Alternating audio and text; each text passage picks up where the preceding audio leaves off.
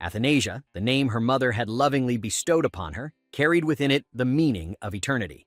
The princess, with eyes as clear and blue as crystal, an undeniable mark of royal blood, was born without even the faintest trace of magical power. Yet the queen firmly believed that, even as a mere mortal, her daughter could still find simple happiness in this world. In her final moments, the queen gently placed a last kiss upon her daughter's forehead and transferred her own magic into the fragile little body. Tears streamed down her cheeks as she choked out her final words. "My beloved child, stay by your father's side for me." Moments later, the chamber was flooded with guards and handmaidens. The passing of Queen Diana drove the king to issue a cruel decree. All of her belongings were to be confiscated and burned, and the final order, colder than any before, the princess was never to appear before her father again. From that day onward, Athanasia's world was confined to the Scarlet Stone Palace, her only company a handful of servants. Rumors spread throughout the royal court that the king had never once cared for his own flesh and blood.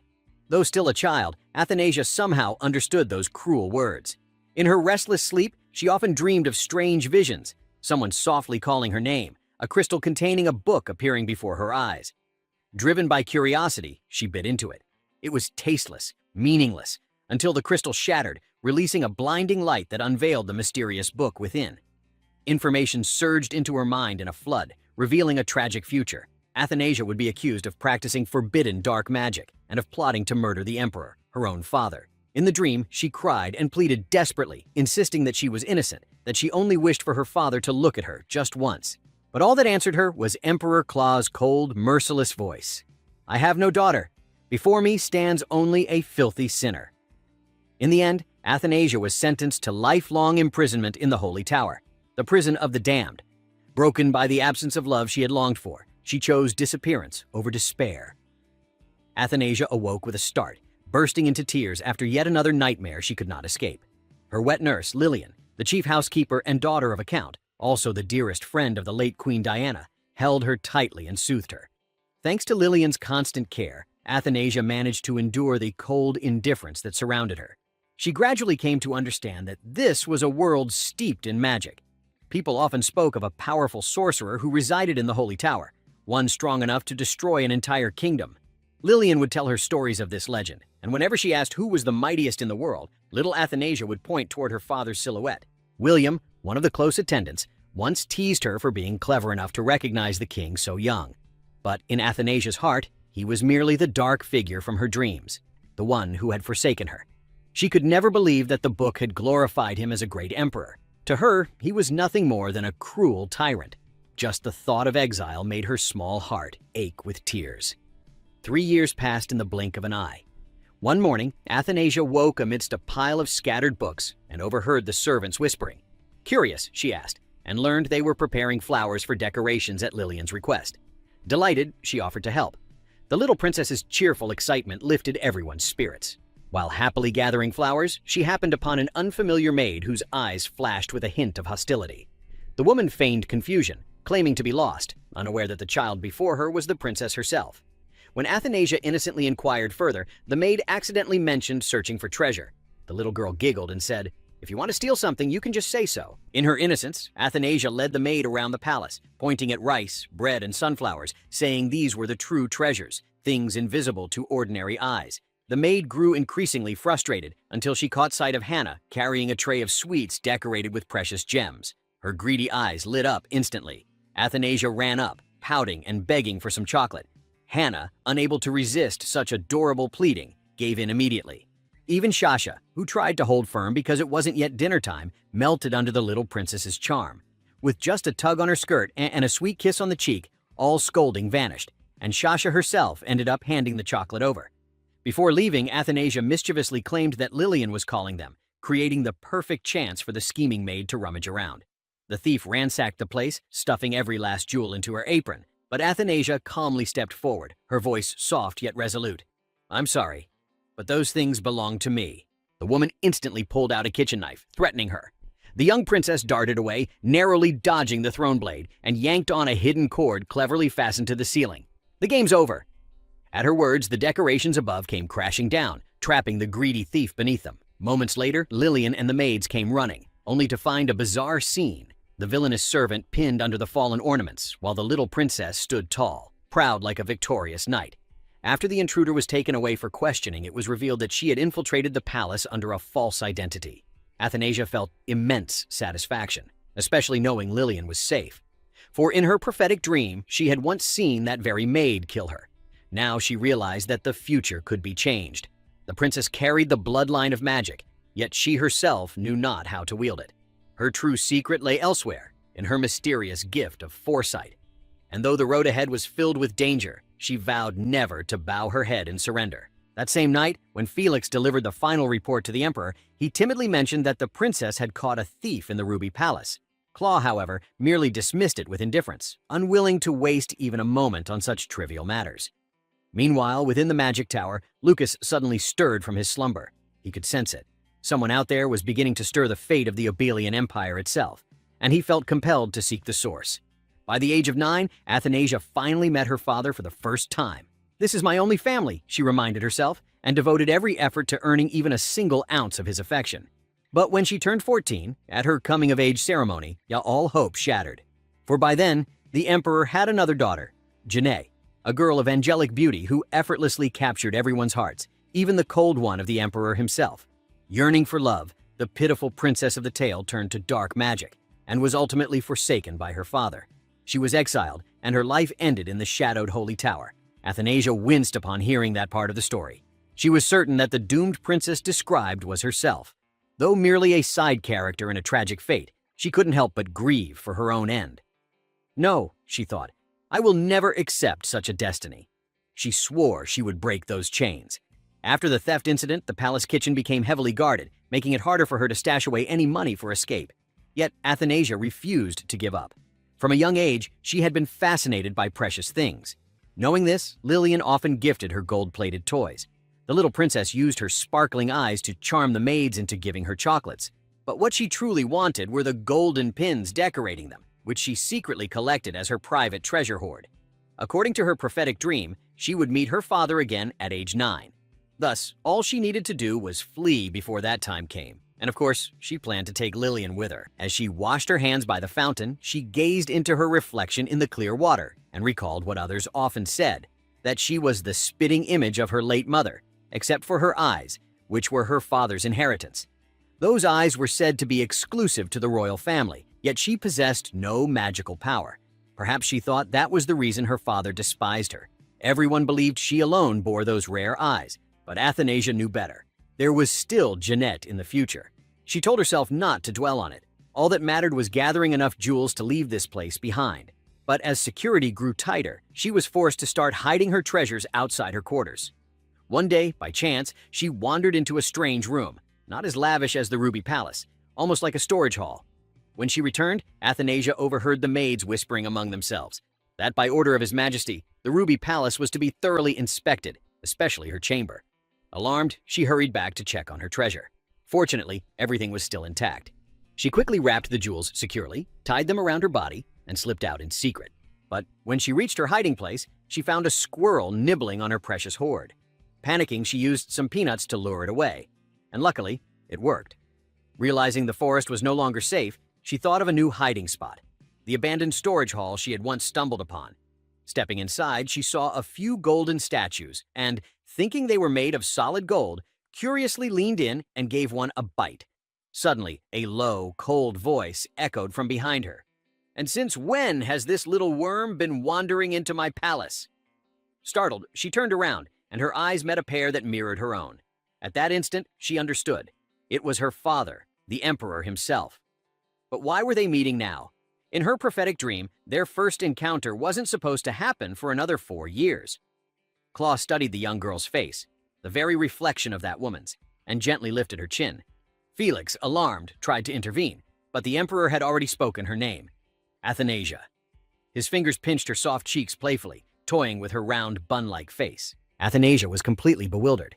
In her dream, her father had never once looked her way, yet here he was, so different from what she remembered. Then, unexpectedly, he invited her to have tea with him. Panicked, she tried to flee but was immediately caught.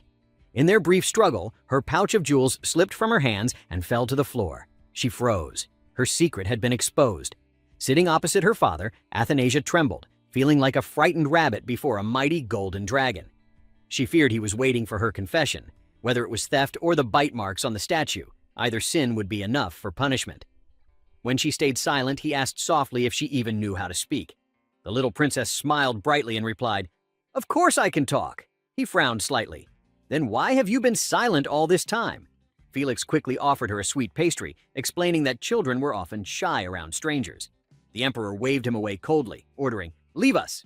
Athanasia panicked, terrified of being left alone with the emperor. Then he asked if she knew the meaning of her own name. Without waiting for an answer, he explained, "Athanasia means undying, eternal. It is the title of a ruler from the Obalian line. Only the rightful heirs deserve to bear a name of such high honor. Even I, in my youth, was never granted such a title. For Diana to name her child so boldly, that was an act of courage rare among women." Athanasia fidgeted nervously, fearing he might disapprove of her. For she knew well, she was not the queen's daughter, and thus had no legitimate claim to inheritance. He, the man who had risen to power by striking down his own tyrant brother and seizing the throne, was still whispered about throughout the empire. People said he lacked a name worthy of a true emperor. Perhaps she thought that was why he hated hers. He ordered her to eat.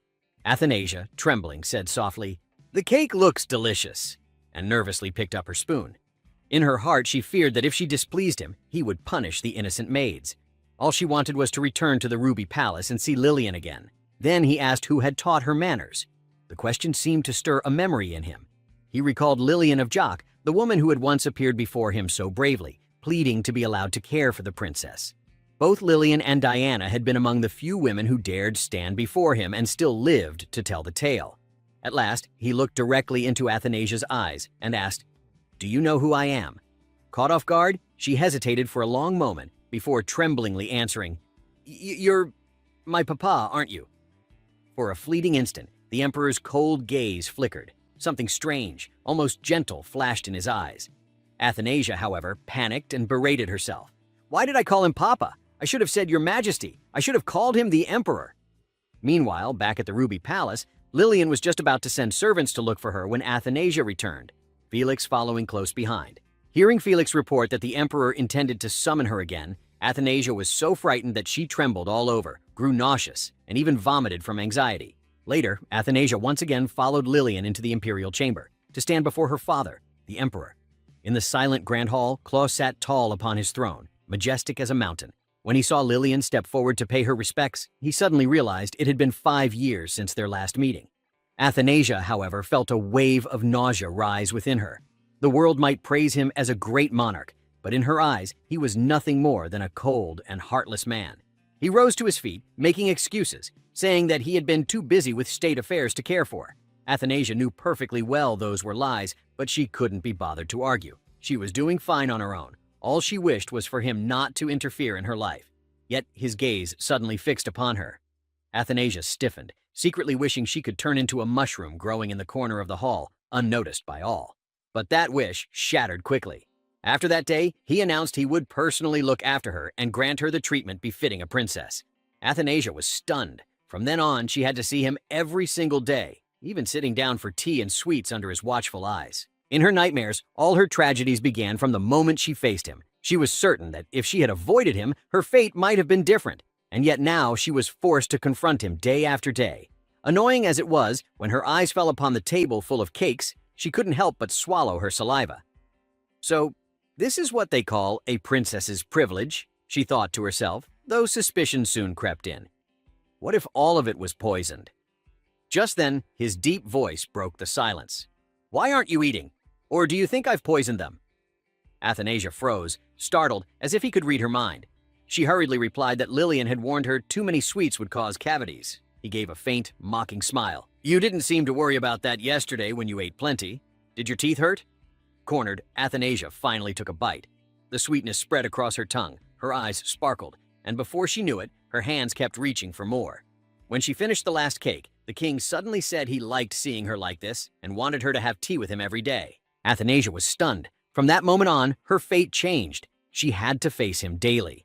She couldn't understand why he suddenly decided to play the role of a loving father. The anxiety weighed on her so heavily she could barely walk straight. And yet, there were strange moments of gentleness. When she accidentally bit into a gold ornament, he didn't scold her. When she bowed awkwardly, he said nothing harsh. Every time she made a mistake, she thought her life would end. Yet, curiously, he never once grew angry. Athanasia began to wonder, could her father be trying to make amends? Though uncertain, the fear in her heart slowly began to fade. One day, as Lillian helped her change clothes, she told Athanasia that she would accompany the king to the lake to view the flowers. When she met him, she heard him murmur that she had grown plumper than before. Unsure whether it was a compliment or not, she quickly replied, "You look wonderful too." The words startled Lillian and Felix, but Claw only remained calm and told her to follow him. He led her along the lakeshore. Athanasia panted, running as she picked the bright flowers, intending to show them to Lillian later. At last, they stopped by the clear, still lake, where a small boat was waiting. Lillian whispered her concern, reminding him that Athanasia still feared the water. Claw reassured her that it would be fine, but his fine came in the form of grabbing Athanasia by the collar and lifting her onto the boat. At least, when the little girl dangled above the water, she looked rather adorable to him. Athanasia sat curled up, uneasy under her father's deep, unwavering gaze. His eyes were so intense she could hardly breathe, unsure how to respond. Finally, he asked what she was thinking about. Flustered, she blurted out, "Papa, your hair shines so beautifully. Athanasia likes it." Even as she spoke, tears welled in her eyes, for every time she saw that golden hair, she thought of his gold. He realized that his daughter liked shiny things, and told her that her jewels were still safely kept with him, and that she could come take them anytime she wished. But Athanasia never had the courage to step into his chambers. Time passed. The fragrance of flowers drifted through the air, the scenery deceptively peaceful. Athanasia began to feel her heart lighten. But then she noticed, why was the boat gliding across the lake without anyone rowing? It dawned on her at once. It must be her father's magic. Her gaze lingered on his turquoise eyes, and she couldn't help but wonder, were hers the same shade? If she could wield magic like him, would her father perhaps love her more? Out on the lake, as sunlight shimmered across the surface, Athanasia found herself captivated by a vivid blue lotus. She reached out to pick it, but the moment her fingers brushed the petals, the lotus yanked her down into the water.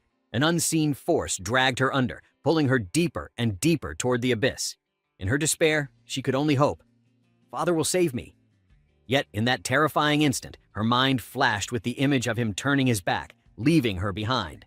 Her will faltered as the sinister vines coiled tighter, dragging her into the darkness. Little did she know, her father did not hesitate for even a second. He dove in after her, his strong arms wrapping tightly around her fragile body.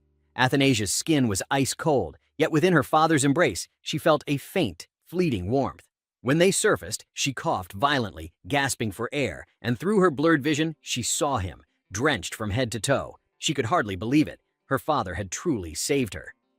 Felix hurriedly offered a cloak, but Claw brushed it aside. With a mere flick of his hand, he used magic to dry Athanasia's clothes. His voice was calm but commanding as he said, "Starting tomorrow, Felix, you will teach the princess how to swim. It would be disgraceful if my daughter were to drown." Athanasia froze. My daughter. He had called her by such a tender title. As he turned to leave, a sudden wave of dark energy surged around him, halting his step for a brief moment. Yet he said nothing and walked away in silence. Back in her chambers, Athanasia felt both exhausted and chilled. The memory of that afternoon by the lake replayed again and again in her mind. Lillian gently explained that the flower she had touched was called Urine, an illusionary lotus that lures living beings with its beauty. Normally harmless, it becomes dangerous when too many bloom together, and only those without magical power fall under its spell. Meanwhile, deep in the night, Claw returned to the lotus-covered lake, where the illusory blossoms took the form of Diana. She smiled softly at him, radiating warmth and serenity. He had long believed his heart was numb to all emotion. Yet, in that moment, he realized he did not despise his daughter after all. As he stood caught between shadow and memory, Felix could only watch in silence, secretly praying that someday light would guide the king back from his darkness. The next day, Athanasia was assigned new attendants to serve her. Before her, Felix knelt down, officially accepting the position of her temporary guardian knight. He solemnly swore his oath to devote himself entirely to her service and protection. Athanasia woke up in Felix's arms. He had come to fetch her under the emperor's orders. His Majesty wished to have breakfast with his daughter. The little girl blinked in curiosity, wondering why her father had no guards with him. Why isn't anyone protecting him, she thought. Why does Felix only guard me? Felix simply smiled and replied softly, "The emperor needs no guards. His magic alone is the strongest shield there is." He said nothing more, only gently led Athanasia to Claw's chambers, adding, "His Majesty will surely be delighted if you're the one to wake him on such a lovely morning." Athanasia grew anxious and flustered, uncertain what she should do.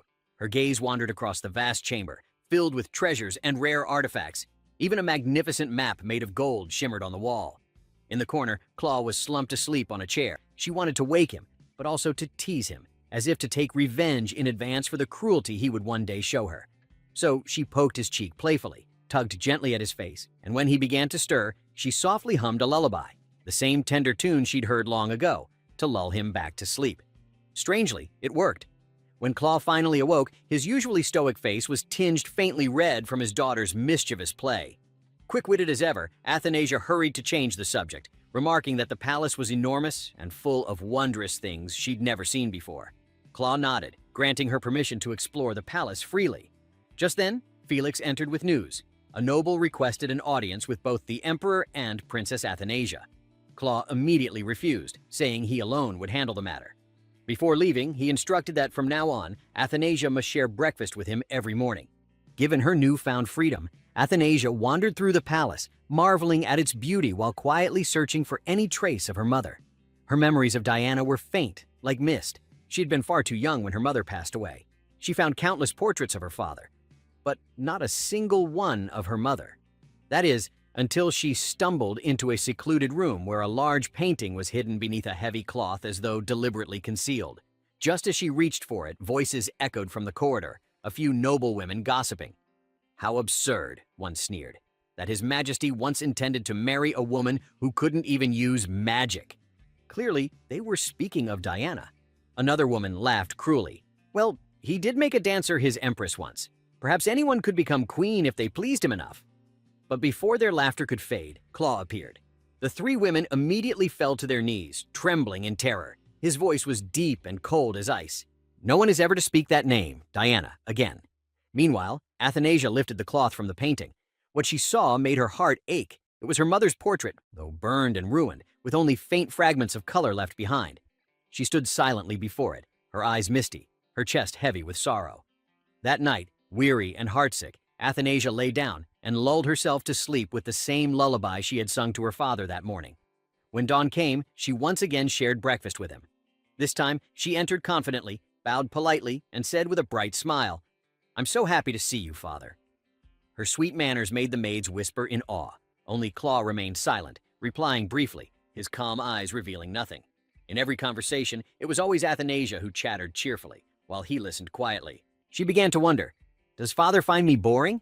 Or maybe... As long as I don't mention mother, things will stay peaceful between us like this. One day, curiosity got the better of her. She wanted to know what the tea her father always drank tasted like. She asked if she could try some. Felix hesitated, warning that it was too strong for a child, but since Claw had been indulging his daughter lately, he gave a small nod of approval. Felix poured her a small cup. Athanasia took a sip and smiled softly. It was as if flowers were blooming in her mouth. That innocent remark caused the atmosphere to suddenly fall silent. For Diana, her mother, had once said the exact same words about that very tea. It was a specialty from Diana's homeland, and that memory struck Cloud deeply. He didn't respond. He only stared quietly at the cup before him, as though he could see the shadow of someone long gone reflected in its surface. Athanasia sensed that something had changed in the air.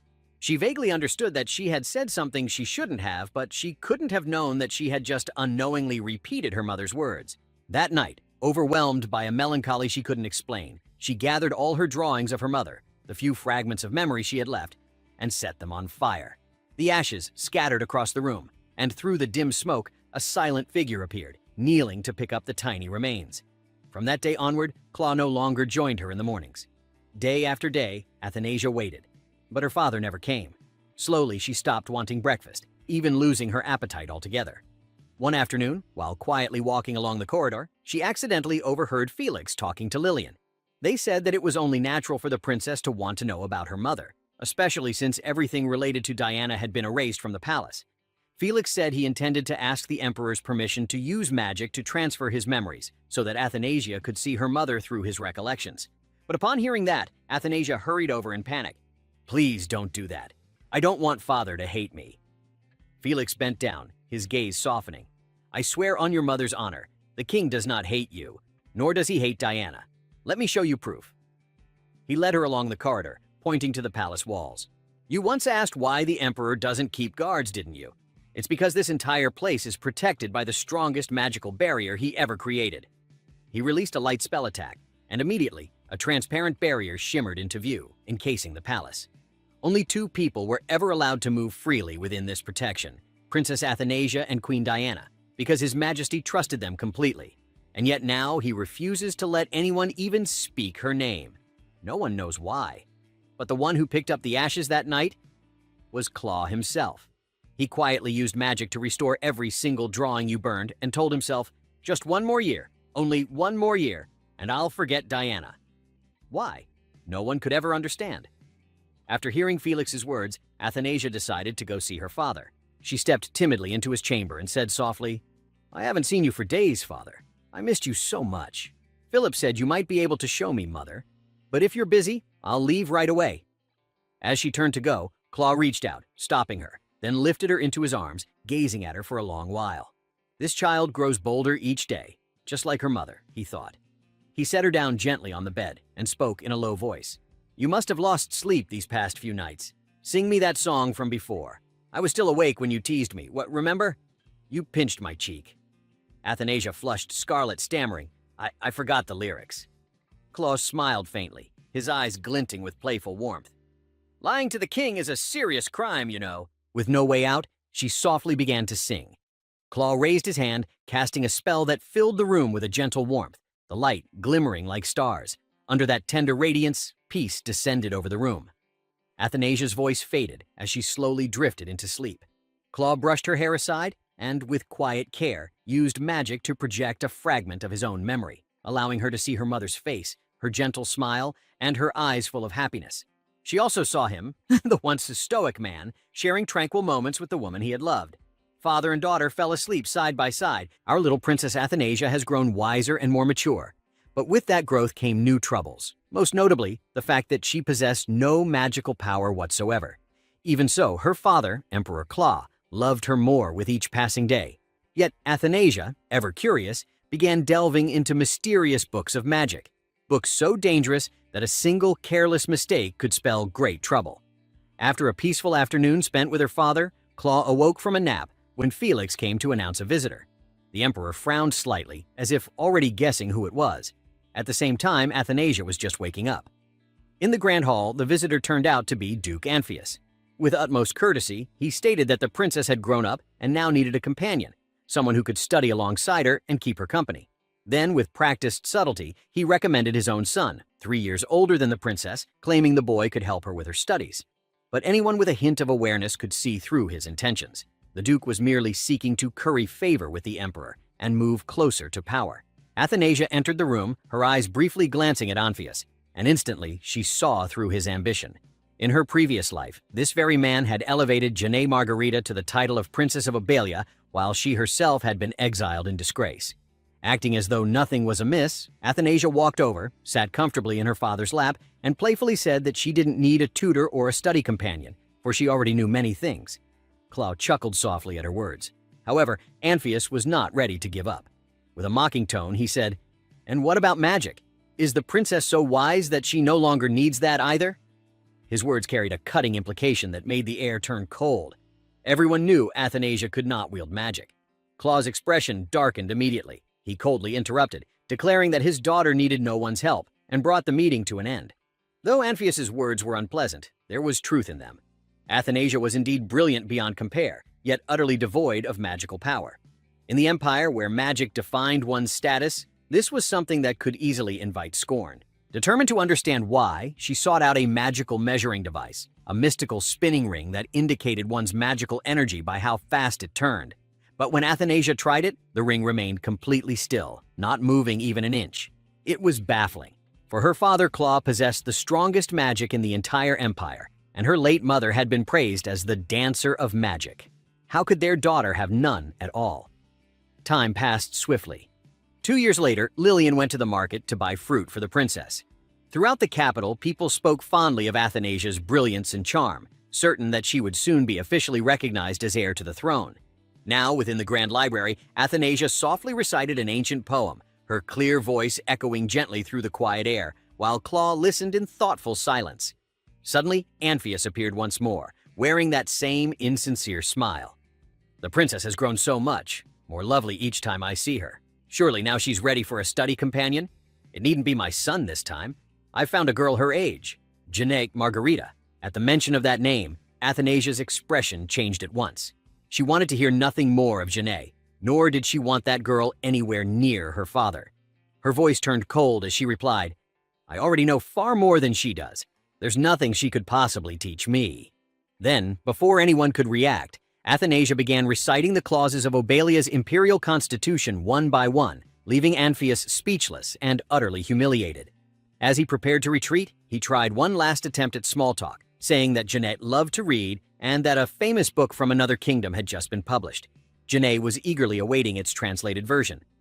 Athanasia smiled faintly. Oh, is that so? She said, handing him a beautifully bound book, the very translation he had just mentioned, with the name of the translator clearly written on the cover. Athanasia. Once again, the little princess of Obalia amazed everyone, wise, graceful, and unshakably composed. Amphius could only force a bitter smile and retreat in embarrassed silence. And once more, we see Princess Athanasia amidst the deep green forest. She was deeply focused, trying to awaken the dormant magic hidden within her body. In her hands was an ancient grimoire, a forbidden tome containing the long-lost incantations of a legendary sorcerer whose very name had nearly vanished from history. Rumor had it that within that book lay a spell capable of unlocking a person's latent magical potential. Athanasia decided to try it. Carefully, she drew the intricate sigil on the ground and recited each word of the incantation with great precision. But the moment she finished, the book suddenly glowed and shot off into the air. She chased after it and accidentally collided with a man. That man happened to be secretly investigating recent disturbances in the flow of time. At first, he doubted his own eyes, thinking he must have mistaken her for someone else, for he couldn't believe the little girl before him could possibly be connected to the distortions of fate itself. Just then, Felix arrived to fetch the princess. But with a mere snap of his fingers, the man put Felix under hypnosis, erasing all memory of what he'd seen and sending him away obediently, leaving Athanasia alone with the stranger. The man introduced himself as the strongest sorcerer alive. His voice was low and cold, his eyes sharp as ice. He warned her that the spell she had recited was forbidden, and that if she continued, the consequences would be dire. Then, without another word, he turned and left. When Felix later regained his senses, Athanasia tried to explain that he had been hypnotized, but he only smiled awkwardly, thinking she was imagining things. The incident, however, weighed heavily on his mind. Eventually, he went to see Emperor Claw and expressed his concern that the princess might need a friend her own age, someone to confide in and play with like any other child. He quickly clarified that he had no connection to Duke Amphius and wasn't trying to recommend anyone, only that he truly worried for her well-being. Claw regarded him in silence for a moment before speaking, his calm voice carrying the weight of his authority. So you're saying none of us can make her happy? The question struck Felix speechless. That afternoon, peace returned to the palace. Athanasia and her father shared their customary tea time in the sunlit garden. She loved chocolate cakes most of all, but lately they had been mysteriously disappearing from the kitchen, a mystery that left her both curious and annoyed. As they sipped tea, Claw suddenly spoke in a thoughtful tone. Would you like to have a friend, my dear? If you wish, you may choose one yourself. Athanasia smiled softly and shook her head. That won't be necessary, father. I already have you, Sister Lillian, and Brother Felix. Deep down, though, her only true wish was to live peacefully until she turned 18, long enough to find a way to awaken the magical energy sleeping inside her. Athanasia once again opened the grimoire. Though the sorcerer's warning still echoed in her mind, she could not resist. She whispered the forbidden incantation once more. A brilliant blue light erupted. Deep within her soul, ancient chains of magic suddenly appeared, and then shattered, unleashing the energy that had been sealed away for years. That same book had once made her dream of her past life, and now, as the seal broke, the threads of destiny themselves began to tremble, setting off an irreversible change. Amidst the surge of power, the mysterious sorcerer, Lucas, appeared once more. His gaze was piercing, his voice calm yet sharp as a blade. I told you not to do that, he said coldly. He stepped closer, his eyes gleaming with an uncanny light as he studied her. Who is your father? You clearly carry the blood of Obalia. In the Obalian bloodline, he continued, the brighter and clearer the eyes, the stronger the magic. Yet you possess none. How strange. With that, he cast a soul sight spell, peering directly into her essence to uncover her secrets. Athanasia tried to resist, but his power was overwhelming, leaving her dizzy and weak. Lucas released her without warning, letting her body fall from the sky. as though testing whether fear or instinct would awaken her true power. But at that instant, a dark cloud appeared, enveloping her small form and vanishing before he could strike again. Athanasia fled in terror, breath ragged, yet no matter how far she ran, she could not escape him. In desperation, she recalled a protective spell she'd once read, and gritting her teeth, chanted it aloud. To her astonishment, the magic worked. A radiant barrier flared to life around her. Lucas halted, his eyes flickering with intrigue. With a flick of his hand, he shattered the barrier effortlessly, yet, instead of attacking, he simply smiled faintly. "We'll meet again," he said. Shaking, Athanasia ran out of the forest, determined to find her father and tell him everything. But before she could reach the palace gates, her legs gave out. Blood trickled from the corner of her lips as her vision blurred and her breath grew faint. Claw quickly summoned a healing mage for Athanasia. The healer said it was a very strange illness. He had examined her thoroughly but found no abnormalities. Hearing that, Claw called in more healers, but the result was the same. None of them could determine the cause of Athanasia's condition. Felix told Claw to take a rest since he had been watching over Athanasia all night. Claw then ordered Felix to gather the best healers from across the empire to treat her. Suddenly, a sharp pain struck Claw's chest. At that moment, a child entered the room and said, "I can treat your daughter, Your Majesty." Back then, Diana used to sing a lullaby to Athanasia while she was still in the womb. Athanasia slowly opened her eyes and saw a strange boy beside her. He teased her, saying, "What, do you think you're the sleeping princess from the fairy tale?" She looked at him carefully, realizing that his face seemed familiar. Then she remembered he was Lucas, the one who had warned her not to finish chanting that forbidden spell because it was extremely dangerous. She was shocked that he had actually come looking for her. He told her to stop pretending to sleep, or did she want a prince to kiss her awake? He mentioned that he could summon someone from Arlanta or Sacanthia. With no other choice, Athanasia sat up to talk, only to realize that her chest no longer hurt. Lucas said, "I saved your life. Why are you looking at me like that? If it weren't for me, your heart would have exploded." Just then, the king entered the room, and both Felix and Lillian rejoiced to see Athanasia awake and healthy again. Claw gently lifted her up and asked how she was feeling. Athanasia apologized for worrying her father. Lucas reported to His Majesty that while treating the princess, he had exhausted all his energy. A surge of powerful magic had suddenly awakened within the princess and gone out of control, causing her to fall into a coma. He had redirected the excess energy through his own body to stabilize her. He said that the purity of her mana was exceptionally rare, even in Obelia. Princess Athanasia had the potential to become the most powerful ruler in the history of the empire. Athanasia was stunned by this revelation. Everyone was overjoyed that the princess had finally awakened her magic, and her power might even surpass the emperor's one day. However, Lucas warned that since she was still growing, such incidents could happen again. Then he pretended to collapse from exhaustion and apologized to the king for showing such an unsightly scene. Claw, seeing this, said, "Your service will not go unrewarded. Stay in the palace and continue to treat the princess." Lucas smiled secretly, pleased that his plan had worked, while Athanasia immediately realized that he was completely faking his exhaustion. Claw also decided that since this place was old, Athanasia would move to the Emerald Palace starting tomorrow. The Emerald Palace had been used by generations of princesses. In Athanasia's dream, Jeanette had once lived there while she herself was imprisoned in the Ruby Palace. Now that her fate had changed, she wondered what would happen if Jeanette appeared this time. "Well, I'll think about that later," she told herself. For now, she had to deal with that con artist. She tried using the mana detector, but it still showed no response. She called Lucas a fraud for claiming she had awakened powerful magic. Lucas insisted he hadn't lied. Someone had sealed her power. He believed the person had done it to protect her. Thanks to that seal, she hadn't exploded when she tried to force her magic to awaken. "I handled the overflow of your mana," he said. "You should be grateful instead of calling me a swindler." Athanasia asked why he was pretending to be a child. Lucas replied, "I've been asleep for 400 years. With the mana I currently have, my previous form isn't efficient. I used some of my precious magic to save your life, and yet you act like you despise me. I'm a sensitive person, you know. If someone hates me, I get really hurt. And when I'm hurt, I lose the energy to take care of others. At that point, someone might just explode and die." Athanasia thought he was exaggerating her illness just to get free meals. Otherwise, he would have already told her father about the seal. She also suspected that he was the one who had stolen her magic and her chocolate. Lucas immediately denied it, saying that a great being like him would never stoop so low as to steal chocolate from a child. Athanasia pointed toward the strange creature and demanded, "Then what is that?" Lucas replied that she was half right. That was the thief, but it had nothing to do with him. He had simply turned it into a cat. Athanasia then realized it was the same black mist that had saved her before. Lucas explained that it was her familiar, a magical being born from the overflowing mana that had escaped her body. It liked sweets because it mimicked its master's habits. She decided to name it Raven. Lucas warned her not to hug it like that, since it was the very reason she had coughed up blood. Raven was a condensed mass of her own magical energy. Whenever she touched it, she reabsorbed part of that energy, causing it to surge chaotically inside her body.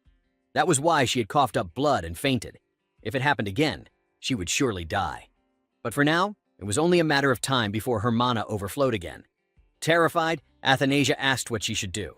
Lucas told her the only way was to learn to control her magic. The king had already begun inviting tutors to teach Athanasia magic, but her mana still seemed very weak. That day, she could only make a feather float for 2 seconds. Her tutor told Lillian that the princess had reached her limit. She no longer believed that hard work alone would help, and said she couldn't continue teaching Athanasia anymore. Athanasia wondered, I used to be able to do this. Why can't I now? How do I control my magic? Then she shouted, Raven, are you stealing my chocolate again? Lucas reminded her not to hold it too close. He used his magic to grab Raven away from her. I'm doing this for your own good. Why are you angry? If you hand Raven over to me, I'll teach you magic. I'm a great sorcerer, far better than those so-called tutors, he said proudly. Athanasia refused. She only wanted him to give Raven back. Just then, Lucas sensed the king approaching and quickly returned Raven to her. Claw asked what that cat was. Lucas explained to His Majesty, It's a magical creature born from the princess's overflowing mana. I don't yet know how to handle it. Claw asked, Is that what made my daughter collapse? Lucas nodded but added, If we destroy it, the energy might return to the princess's body. To prevent another disaster, I believe it's best to keep watch over it. Athanasia then asked her father for permission to keep Raven. Claw hesitated and asked, Will keeping it nearby cause trouble? Lucas replied, As long as they don't stay together too long, it will be fine. I'll remain nearby to supervise. Hearing that, Claw was relieved, but only allowed Athanasia to hold it for 1 hour each day, which made her very happy. The next day, Athanasia failed again. She wondered, Who could have placed that seal on me? Is there really no one who can teach me? Lucas threw an apple at her and said, Do you have a death wish? Why are you practicing magic without knowing the basics? Did you forget there's a bomb inside you? Athanasia's eyes lit up, and she began flattering Lucas, hoping to please him enough that he would teach her magic. Lucas scoffed, Why should I help you? You hate me anyway. Suddenly, Lucas's stomach growled loudly, catching Athanasia's attention. He explained that he had used up too much mana to save her, so he was constantly hungry and needed to restore his energy. Hearing that, Athanasia proposed a deal with him. She had an excess of mana, while he needed mana to replenish his strength. She went to see her father, and Amphius was also present. So, he's come again, has he? I can't believe he still hasn't given up, Amphius remarked. They were discussing finding a friend for Athanasia, and Jeanette seemed to be the most suitable choice. Claw told Athanasia that she could refuse if she didn't want to. Athanasia said that she did want a friend, but not Jeanette. She then invited Lucas to come in and meet His Majesty. She had chosen Lucas as her study companion. Lucas solemnly swore that he would live up to His Majesty's expectations and take care of the princess as she grew up. Thus, Athanasia began her lessons by learning to control a pen with magic and use it to write. Then she moved on to potion making, starting with basic healing potions. After that came physical training, since she still lacked the foundation needed to properly control her mana. She needed to learn to harmonize her magic with the natural elements. Achieving balance between body and mind was essential. Lucas brought her to the library and selected several magic books that suited her abilities. He told her to finish reading all of them within a month. Athanasia thought he was just bullying her with impossible tasks, but she was determined not to lose. That night, Lucas returned to the library and found Athanasia fast asleep on top of a pile of books. She had drawn a portrait of him as a demon. When she woke up, he asked her, Why do you push yourself so hard? If it's just to survive, you don't have to go this far. Athanasia replied, Of course I have to. My life is on the line. But deep down, it wasn't only about survival anymore. She wanted to remain the daughter her father loved. Meanwhile, Felix reported on his investigation into Lucas's background. According to the records, Lucas really was a royal mage. The mages from his era only remembered his name but knew nothing else about him. Felix asked, Is it dangerous to keep him near the princess? Claw replied that since Lucas came from Aug, he wouldn't pose any harm. Hearing that, Felix felt relieved. He added, Your Majesty's love for the princess seems to grow deeper every day, then excused himself. Claw quietly wondered to himself, Is this what love feels like?